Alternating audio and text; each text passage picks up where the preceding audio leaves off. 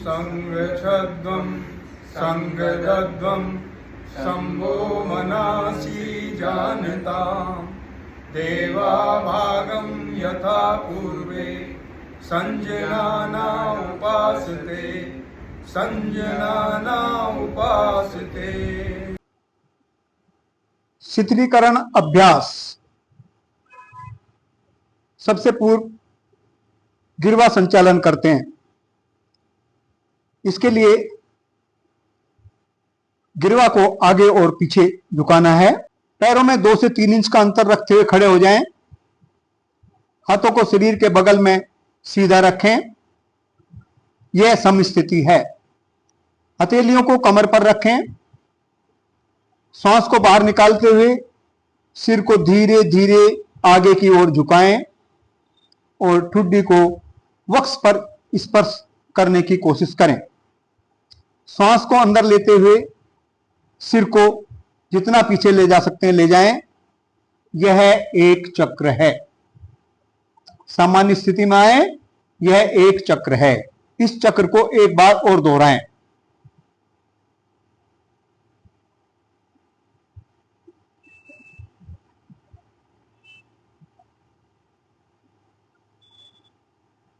गिरवा को दाईं और बाईं ओर झुकाना।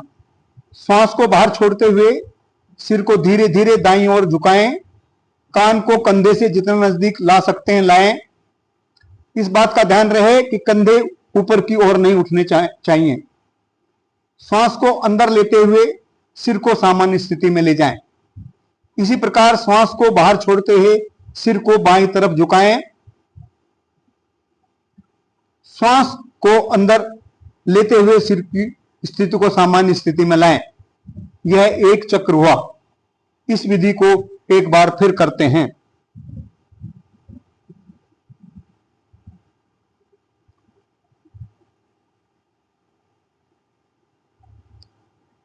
दाएं और बाएं घुमाना।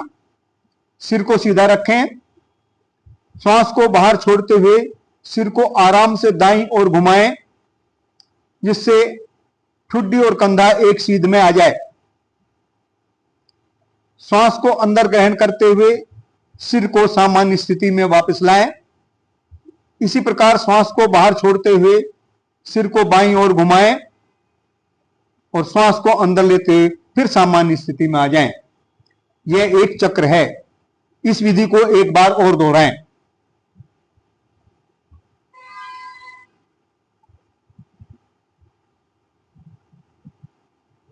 गिरवा घुमाना। श्वास छोड़ते हुए सिर को आगे की ओर झुकाएं।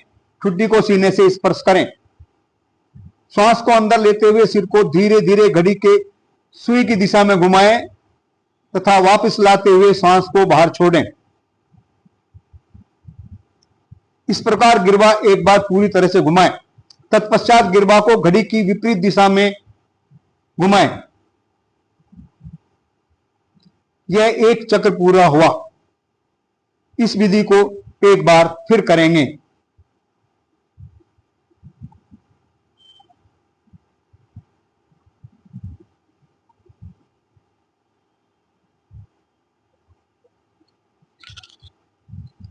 गिरवा संचालन करते हुए जितना संभव हो सके उतना ही गिरवा को घुमाना है, अधिक नहीं खींचना है।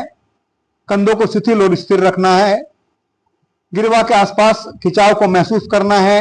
गिरवा के जोड़ों और मांसपेशियों को शिथिल रखना है। यह अभ्यास अधिक उम्र के लोगों और जीर्ण सर्वाइकल स्पॉन्डिलाइटिस की व्याधि से ग्रस्त व्यक्ति को नहीं करना चाहिए। स्कंद चालन। सामान्य स्थिति में खड़े हों। पैरों को एक साथ मिलाकर रखें। शरीर को सीधा रखें। बाहों को शरीर के साथ लगाकर रखें।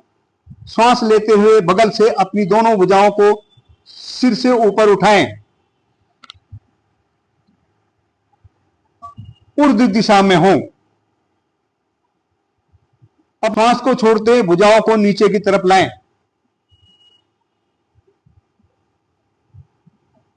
अंगुलियों को मिटाते हुए दोनों हथेलियों को पूरी तरह खुला रखें। यह एक चक्र हुआ। इस विधि को एक बार फिर दोहराएं।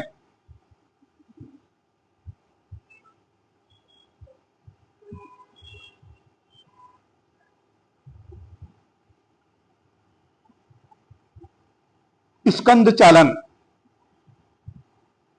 बाएं हाथ की उंगलियों को बाएं कंधे पर रखें। इसी तरह दाएं हाथ की उंगलियों को भी कंधे पर रखें। दोनों कोहनियों को पूरी तरह आपस में मिलाकर चक्राकार श्वास लेते हुए ऊपर की तरफ ले जाएं और श्वास छोड़ते हुए नीचे की तरफ लाएं। पीछे से आगे की ओर इस क्रिया को एक बार और दोहराएं। श्वास भरते हुए दोनों कोहनियों को ऊपर ले जाएं और श्वास छोड़ते हुए नीचे लाएं।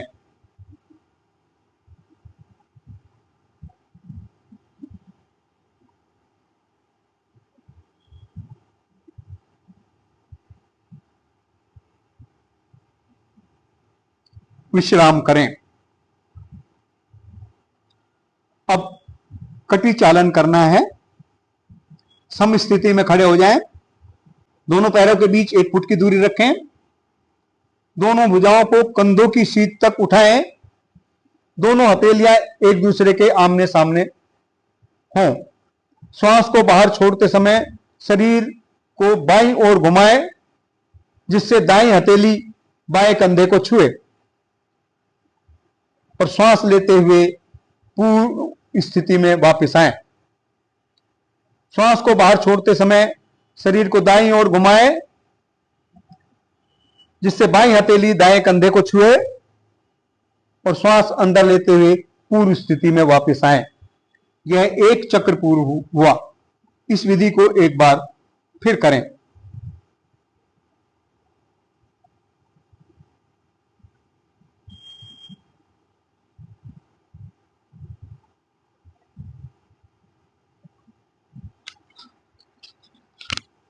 वापिस आएं और विश्राम करें। हृदय रोगों को यह अभ्यास सावधानी पूर्वक करना चाहिए। गंभीर पीठ दर्द और डिस्क व्याधि से ग्रसित व्यक्ति को यह क्रिया नहीं करनी चाहिए। मासिक धर्म के समय भी इस अभ्यास को नहीं करना चाहिए। घुटना संचालन। श्वास लेते हुए अपनी भुजाओं को कंधे के स्तर तक लाएं, हथेलियों को नीचे की ओर रखें। श्वास को बाहर छोड़ते हुए घुटनों को मोड़ें और अपने शरीर को आधे बैठने की स्थिति में ले जाएं।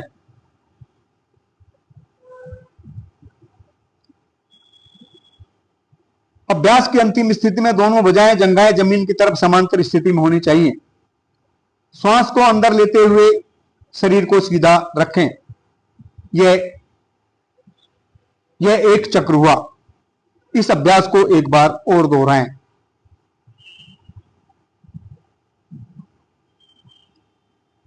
घुटनों और कूल्हों के जोड़ों को सुदृढ़ बनाने में यह सहायक है। आर्थराइटिस का गंभीर दर्द होने पर इस अभ्यास को नहीं करना चाहिए। आइए अब योगासन करेंगे। सबसे पूर्व हम ताड़ासन करते हैं। दोनों पैरों के बीच 2 इंच की दूरी रखें। सांस अंदर लें।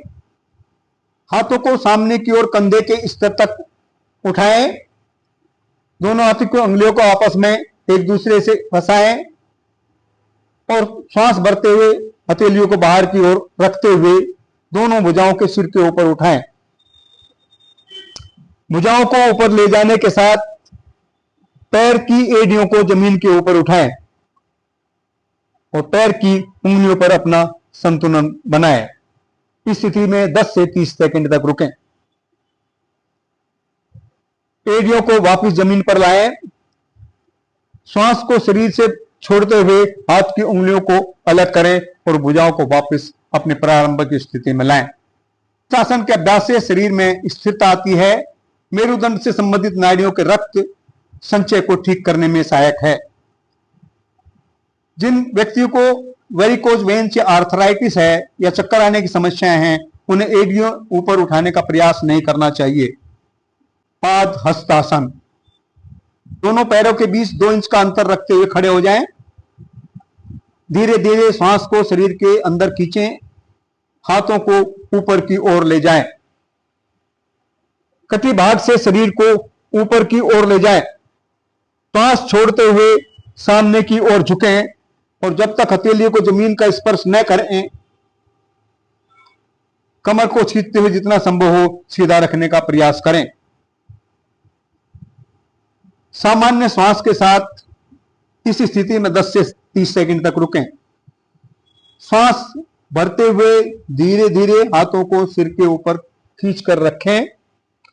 श्वास को बाहर छोड़ते हुए धीरे से विपरीत क्रम से प्रारंभिक अवस्था में वापस आ जाएं और विश्राम करें। यह अभ्यास मेरुदंड को लचीला बनाता है, जठराग्नि को प्रदीप्त करता है, मासिक धर्म से संबंधित समस्याओं को दूर करता है।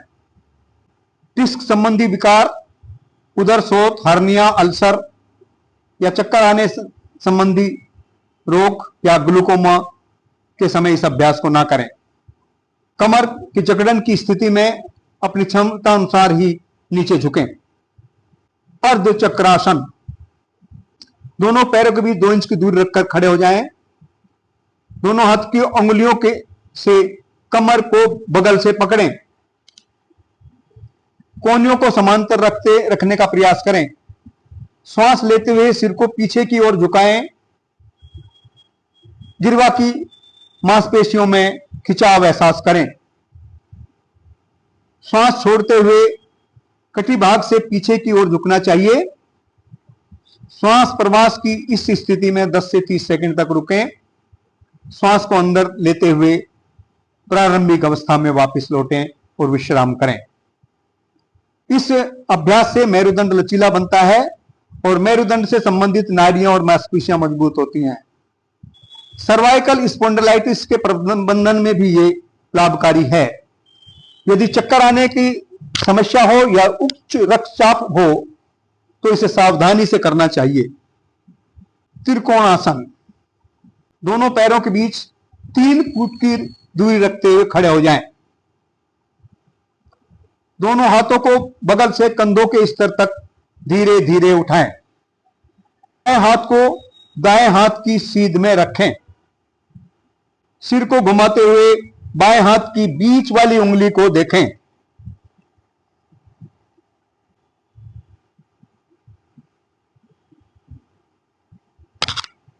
धीरे धीरे दाएं तरफ झुकिए।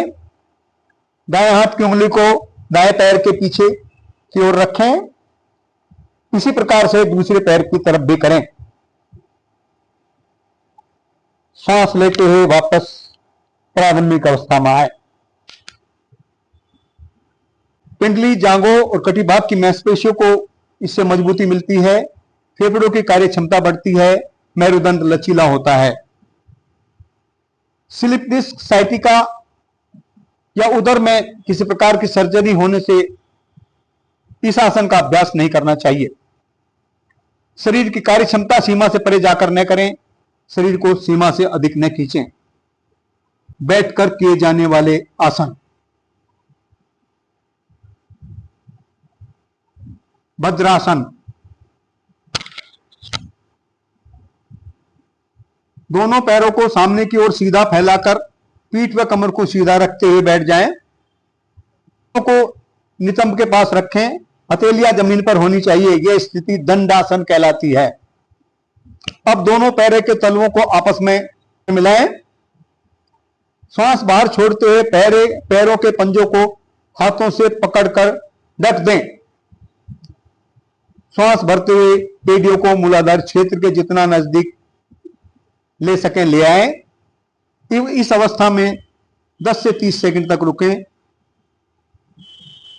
श्वास सामान्य रूप से लेते रहें। श्वास को छोड़ते हुए पूर्ण अवस्था में आए।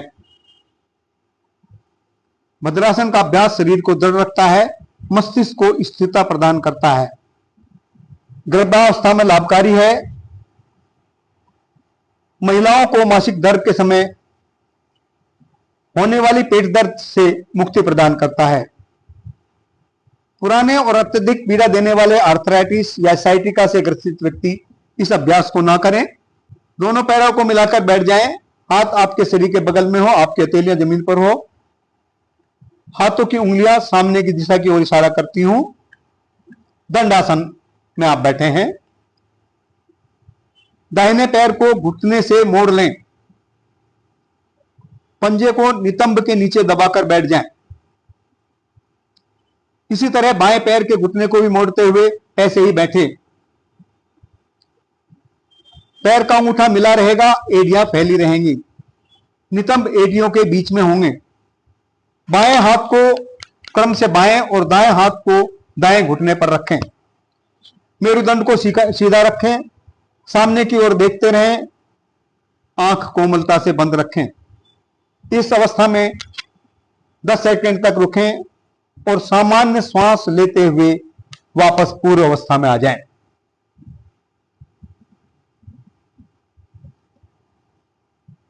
यह आसन पाचन शक्ति को बढ़ाने में सहायक है, जंघा और पिंडलीय की मांसपेशियों को मजबूत करता है। लेकिन बवासीर के मरीजों को इस आसन से परहेज करना चाहिए। घुटने दर्द और एड़ियों की चोट से ग्रसित व्यक्तियों को भी यह आसन नहीं करना चाहिए। अर्ध उष्टासन, वज्रासन पर बैठ जाए।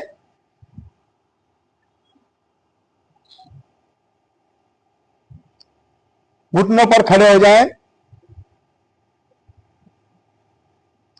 हाथों को नितंब पर इस प्रकार रखें कि उंगलियां जमीन की ओर हों। कोहनियां अनोकंधों को समांतर रखें। सांस लें, सिर को पीछे की तरफ झुकाते हुए गिरवा की मांसपेशियों को खींचें।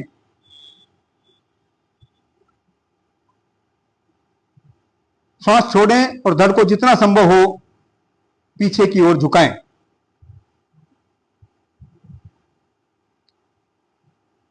जांघों को जमीन के लंबवत रखें। सामान्य रूप से श्वास लेते इस स्थिति में 10 से 30 सेकंड तक रुकें। श्वास लेते हुए सामान्य अवस्था में वापस लौटते हुए वज्रासन में बैठ जाएं।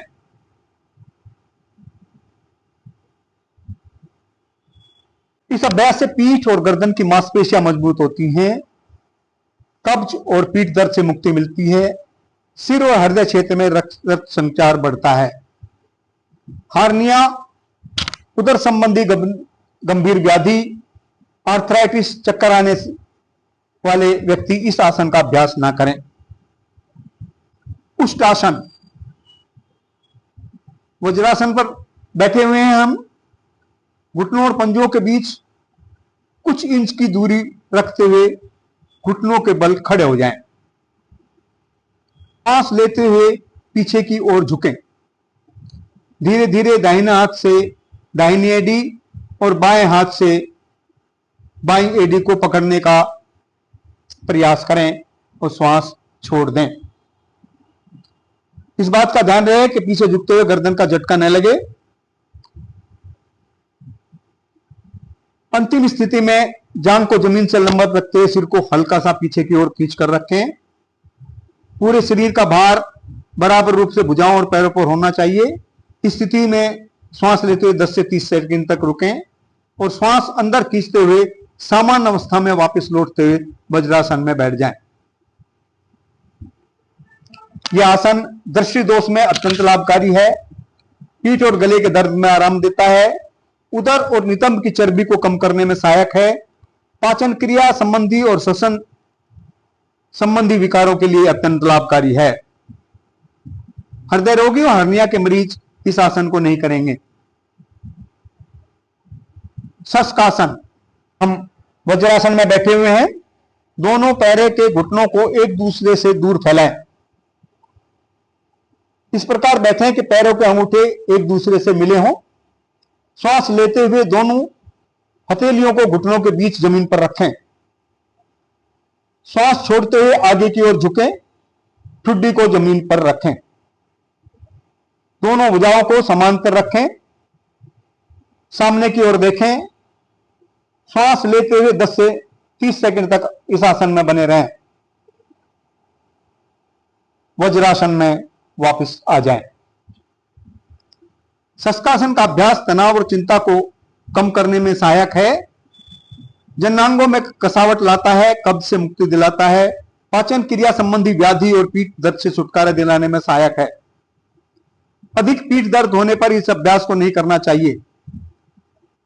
आर्थराइटिस से पीड़ित व्यक्ति शशकासन को ना करें। उत्तान मंडूक आसन, उत्तान का सर अर्थ है उर्ध्व और मंडूक का अर्थ है मेंढक। हम वज्रासन में बैठे हैं। अंगूठों को सटाते हुए दोनों घुटनों को जितना अधिक हो सके फैला दें। अपने दाएं हाथ को उठाएं, उसे कोहनी से मोड़ते हुए पीछे ले जाएं, बाएं कंधे के नीचे की ओर रखें। इसी प्रकार बाएं हाथ को कोहनी से मोड़ते हुए पीछे ले जाएं और दाएं कंधे के नीचे रखें। सामान्य रूप से श्वास लेते हुए इस स्थिति में 10 से 30 सेकंड तक रुकें। उसके बाद विपरीत कर्म में वापस आए। प्रारंभिक स्थिति में आने के लिए दाहिनी ओर थोड़ा झुककर अपने बाएं पैर को निकालें और उसे सीधा करें।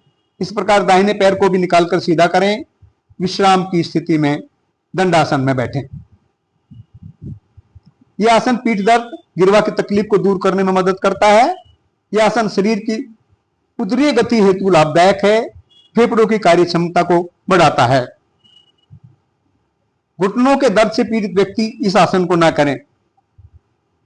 वक्रासन, दोनों पैरों को मिलाकर बैठ जाएं। दाएं पैर को मोड़ते हुए उसके पंजे को बाएं घुटने के बगल में रखें। बाएं हाथ को दाएं घुटने के पास लाएं और दाएं पैर के अंगूठे को पकड़ लें अथवा हथेली को दाएं पैर के पास रखें। दाएं हाथ को पीछे ले जाएं, हथेली को जमीन पर रखें जब तक कि पीठ लंबवत न हो जाए। श्वास को बाहर छोड़ते हुए शरीर को दाएं तरफ घुमाएं। इस स्थिति में 10 से 30 सेकंड तक रुकें। सामान्य ढंग से श्वास प्रश्वास लेते रहें।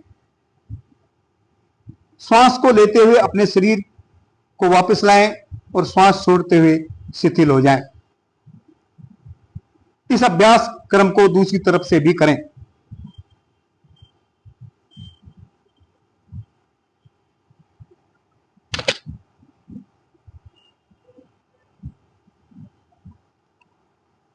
यह आसन मेरुदंड की अस्थि को लचीला करता है। यह पैंक्रियाज की कार्य क्षमता को बढ़ाता है। मधुमेह के प्रबंधन में सहायक है। अधिक पीठ दर्द या मेरुदंड संबंधी विकारों की स्थिति में इस अभ्यास को ना किया जाए। उदर की सर्जरी में कम से कम 3 माह और मासिक दर्द के दिनों में इस आसन को नहीं करना चाहिए।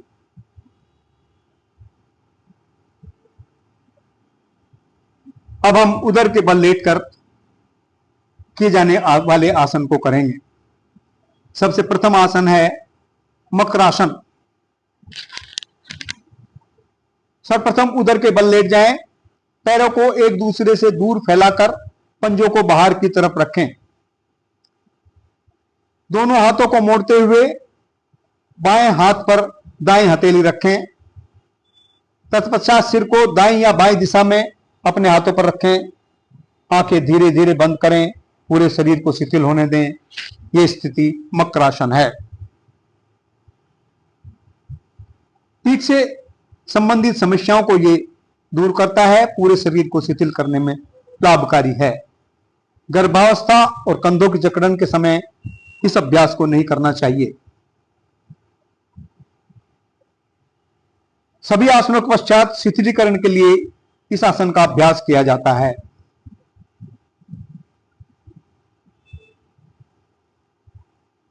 भुजंगासन।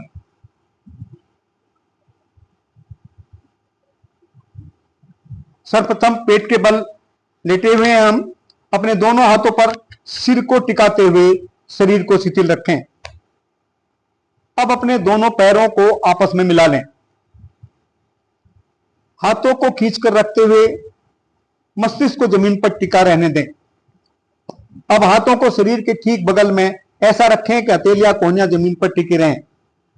हथेलियां कोहनियां जमीन पर टिकी रहें। बिना हाथों की स्थिति में कोई परिवर्तन लाए धीरे धीरे सांस अंदर लेते हुए सिर और छाती को नाभि क्षेत्र तक उठाएं। कुछ समय तक इस स्थिति में बने रहें। इस अभ्यास को सरल भुजंगासन कहते हैं। पुनः वापस लौटते हुए मस्तिष्क को जमीन पर टिकाएं। हथेलियों को वक्ष के बगल में रखें और कोहनियां ऊपर की ओर उठी होनी चाहिए। धीरे धीरे श्वास भरते हुए सिर और छाती को नाभि क्षेत्र तक उठाएं। दोनों कोहनियों को समांतर रखें। 10 से 30 सेकंड तक सामान्य श्वास प्रश्वास के साथ इस स्थिति में बने रहें। यह अभ्यास भुजंगासन कहा जाता है। पुनः श्वास को छोड़ते हुए अपने मस्तिष्क को जमीन पर शिथिल होने दें और मकरासन की स्थिति में विश्राम करें।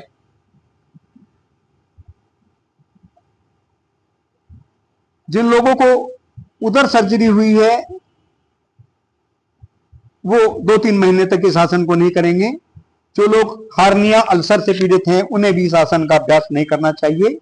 यह आसन तनाव को कम करता है, उदर की अतिरिक्त वसा को घटाता है, कब्ज को दूर करता है, पीठ दर्द और श्वास नली से संबंधित समस्याओं को दूर करता है। शलभासन, शलभ शब्द का अर्थ है टिड्डी। हम मकरासन की स्थिति में लेटें। ठुड्डी को पृथ्वी पर टिकाकर दोनों हाथों को शरीर के बगल में रखें। ध्यान रहे हथेलियां नीचे की ओर होनी चाहिए। श्वास अंदर खींचें। घुटनों को मोड़े बिना पैरों को जमीन से जितना हो सके ऊपर उठाएं। इस स्थिति में 10 से 30 सेकंड तक बने रहें और सामान्य श्वास प्रश्वास लेते रहें। श्वास को बाहर छोड़ते हुए पैरों को जमीन पर वापस लाएं। कुछ समय के लिए मकरासन की स्थिति में विश्राम करें।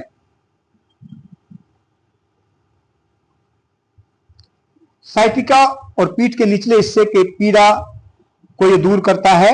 जांघों और नितंबों पर एकत्रित अतिरिक्त वसा को कम करता है। उदर के अंगों को लाभ पहुंचाता है, पाचन में सहायता करता है, फेफड़ों की कार्य क्षमता को यह आसन बढ़ाता है।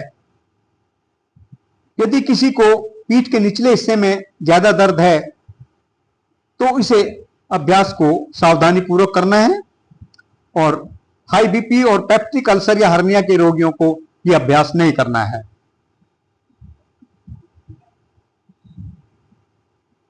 अब हम पीठ के बल लेटकर किए जाने वाले आसन करेंगे। पीठ के बल लेट जाएं।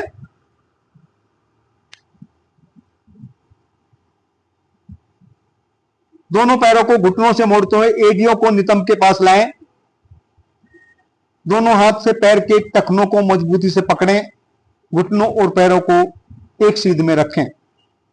श्वास अंदर खींचते हुए धीरे धीरे अपने नितंब और धड़ को ऊपर की ओर उठाएं और पुल नुमा आकृति बनाएं। इस अवस्था में 10 से 30 सेकंड तक रुकें। सामान्य श्वास लेते रहें। अब श्वास को बाहर छोड़ते हुए धीरे धीरे अपनी मूल स्थिति में वापस आ जाएं और शवासन में विश्राम करें।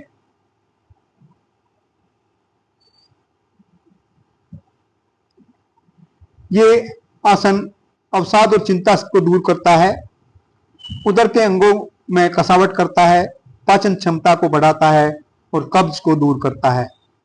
हर्निया और अल्सर के रोगियों को यह आसन नहीं करना चाहिए।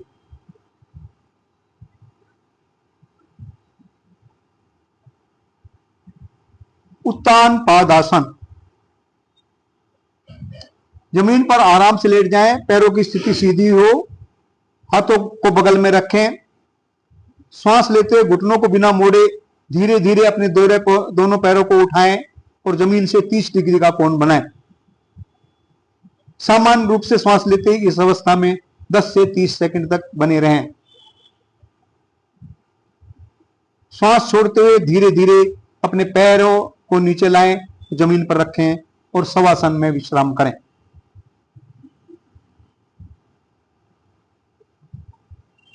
यह आसन नाभि चक्र को संतुलित रखता है, उदर वायु अपच अतिसार को दूर करने में सहायक है। यह आसन अवसाद और चिंताओं से उभरने में भी सहायता देता है। उच्च रक्तचाप, गहन तनाव और कमर दर्द से पीड़ित व्यक्ति बिना श्वास रोके बारी बारी से एक एक पैर का उपयोग कर इस आसन का अभ्यास कर सकते हैं। अर्ध हलासन, पीठ के बल लेटें, दोनों हाथ शरीर के बगल में रखें, हथेलियां जमीन पर हों। श्वास भरते घुटनों को बिना मोड़े धीरे धीरे अपने दोनों पैरों को उठाएं और 90 डिग्री का कोण बनाएं। सामान्य रूप से श्वास लेते हुए इस अवस्था में 10 से 30 सेकंड तक बने रहें। श्वास छोड़ते बिना सिर उठाए धीरे धीरे पैरों को वापस जमीन पर लाएं और शवासन में विश्राम करें। यह आसन कब्ज को दूर करता है। उच्च रक्तचाप से ग्रस्त व्यक्तियों के लिए लाभदायक है, परंतु इसे सावधानी पूर्वक और किसी योग विशेषज्ञ की देखरेख में ही करना चाहिए।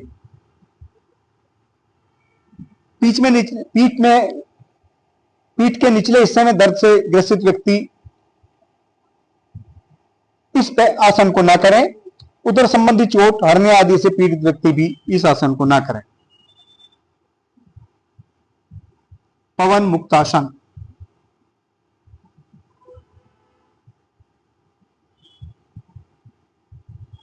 दोनों घुटनों को मोड़ें। श्वास छोड़ते दोनों घुटनों को अपने वक्षस्थल की ओर ले आएं।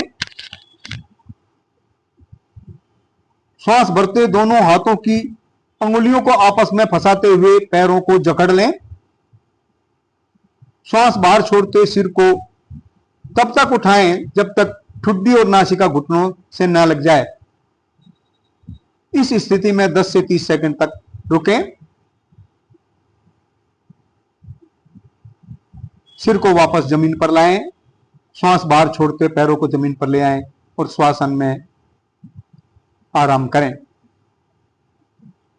यह कब्ज दूर करता है, उदर के फैलाव को कम करता है, पाचन क्रिया को ठीक करता है, स्नायु की अति जटिल समस्याओं का निदान करता है, उनमें कसावट लाता है। यह पीठ की मांसपेशियों और मेरु के स्नायुओं को सुगठित बनाता है। उदर संबंधी व्याधि, हर्निया, साइटिका, तिरपीठ दर्द या गर्भावस्था के दौरान इस आसन को नहीं करना है। शवासन। हम पीठ के बल लेटे हैं। हाथों और पैरों को आरामदायक स्थिति में फैलाकर रखें। हथेलियां ऊपर की हों और हों, आंखें बंद होनी चाहिए। पूरे शरीर को धीरे धीरे शिथिल अवस्था में छोड़ दें। सामान्य श्वास प्रश्वास की प्रक्रिया पर ध्यान केंद्रित करें। उसे धीमा और गहरा होने दें। इस अवस्था में तब तक रहें जब तक पूर्ण विश्रांति और चित्त शांति न मिले।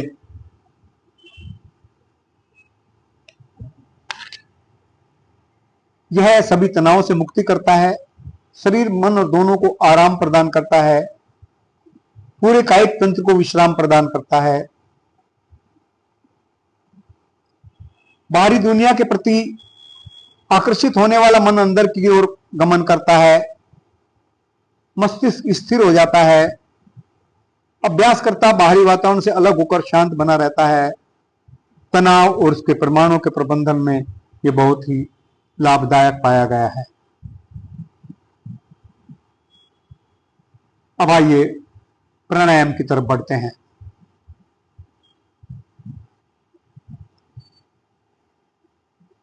किसी भी आरामदायक स्थिति में बैठ जाएं।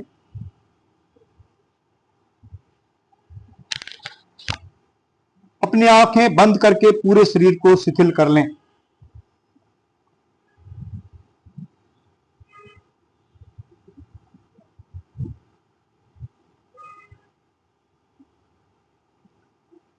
दोनों नासिकाओं से गहरी सांस लें। वक्षस्थल को फैलाएं। उदर की निचली मांसपेशियों को दबाव पूर्वक अंदर बाहर करते हुए श्वास छोड़ें और श्वास ग्रहण करें।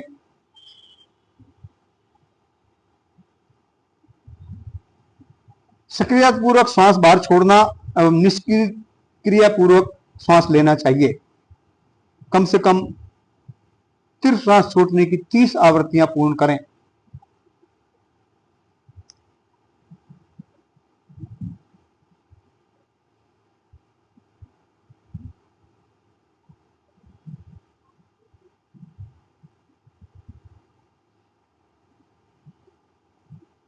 इस प्राणायाम की 30 आवृत्तियों को दोबारा दोहराएं।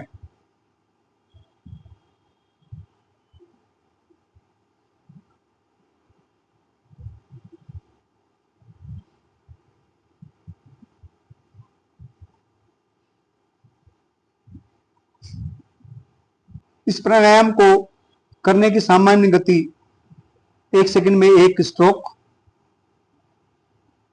उच्च रक्तचाप के व्यक्ति इसको धीमी गति से करेंगे। धीरे धीरे इस अभ्यास को बढ़ाया जा सकता है।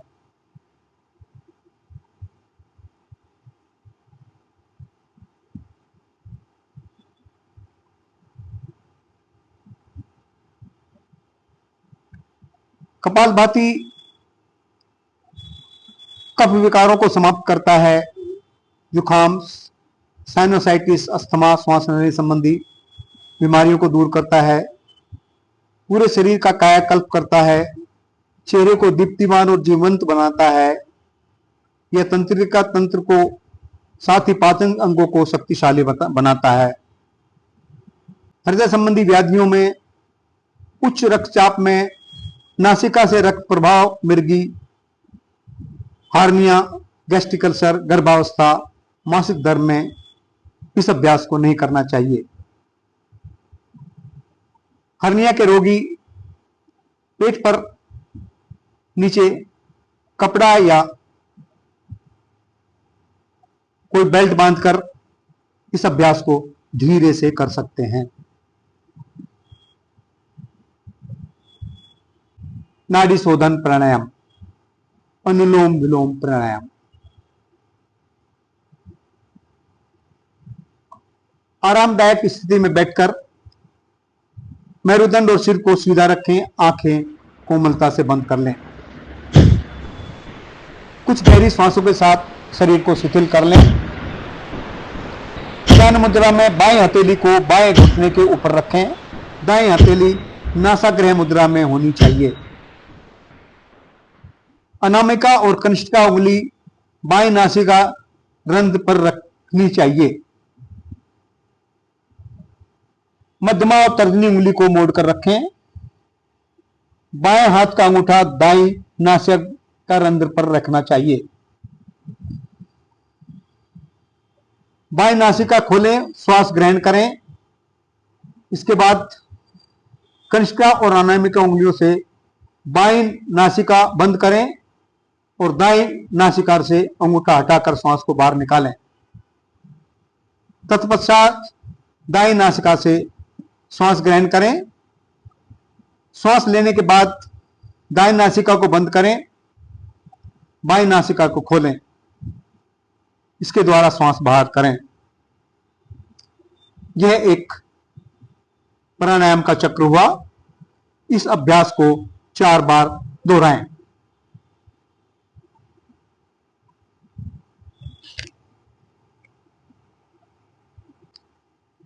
इस प्राणायाम से शरीर की समस्त अंगों का शोधन होता है। मन में ये निश्चिंतता लाता है, शांति प्रदान करता है, जीवनी शक्ति को बढ़ाता है, तनाव और चिंता को दूर करता है, कफ विकारों को कम करता है। इसको करते हुए किसी प्रकार का दबाव या अवरोध नहीं होना चाहिए। श्वसन क्रिया मंद, सामान्य और नियंत्रित होनी चाहिए। शीतली प्राणायाम। शीतली प्राणायाम का अर्थ है शीतल होना। किसी भी आरामदायक आसन पर बैठें। ज्ञान मुद्रा की अवस्था में अपने हाथों को घुटनों पर रख लें। जीभ को किनारों से मोड़कर ट्यूब का आकार बनाएं। इस ट्यूबनुमा जीभ से फेफड़ों की क्षमता अनुसार सांस भरें और जीभ को मुख के अंदर ले जाएं। मुख बंद कर लें। दोनों नासिकाओं से धीरे धीरे सांस को छोड़ें। यह शीतली प्राणायाम की एक आवृत्ति है। यह शरीर और मन को शीतलता प्रदान करता है। उच्च रक्तचाप वाले व्यक्तियों के लिए विशेष लाभप्रद है। भूख और प्यास का शमन करता है, त्वचा और नेत्रों के लिए भी लाभकारी है। ठंड, कफ अथवा टॉन्सिलाइटिस के मरीजों को ये प्राणायाम नहीं करना चाहिए। भ्रामरी प्राणायाम। प्रथम उंगली को अपने भौं के ऊपर, दूसरी उंगली को आंखों के कोनों में और बाकी दोनों उंगलियों को नीचे नासिका रंध्रों के पास रखें। अंगूठे से अपने कानों को बंद करें।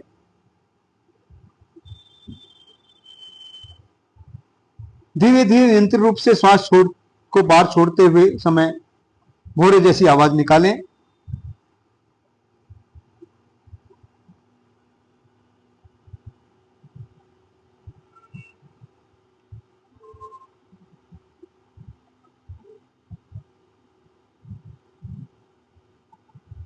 ये भ्रामरी चक्र का एक चक्र है, प्राणायाम का एक चक्र है। इसे 4 बार दोहराएं।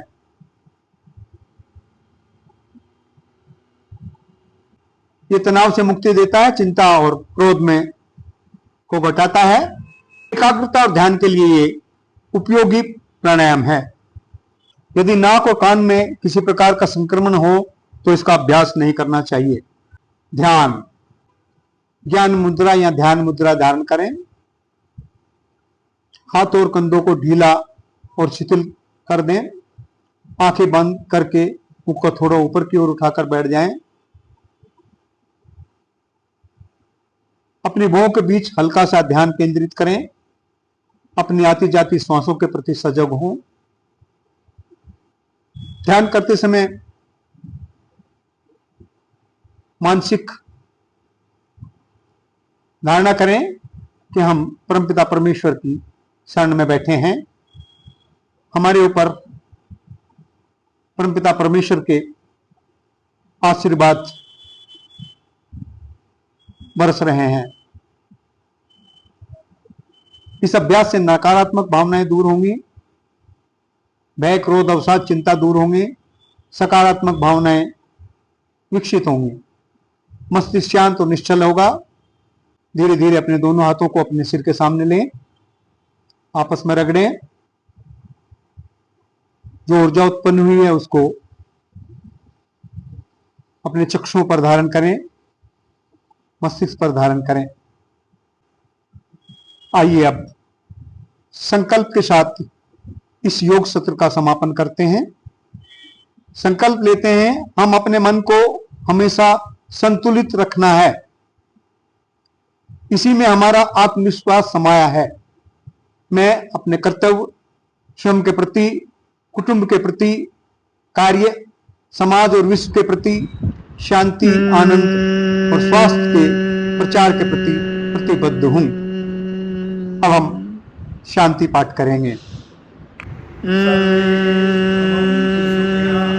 सर्वे सन्तु निरामयाः, सर्वे भद्राणि पश्यन्तु, मा कश्चित् दुःखभाग् भवेत्, मा कश्चित् दुःखभाग् भवेत्। ॐ शान्ति शान्ति शान्ति। ॐ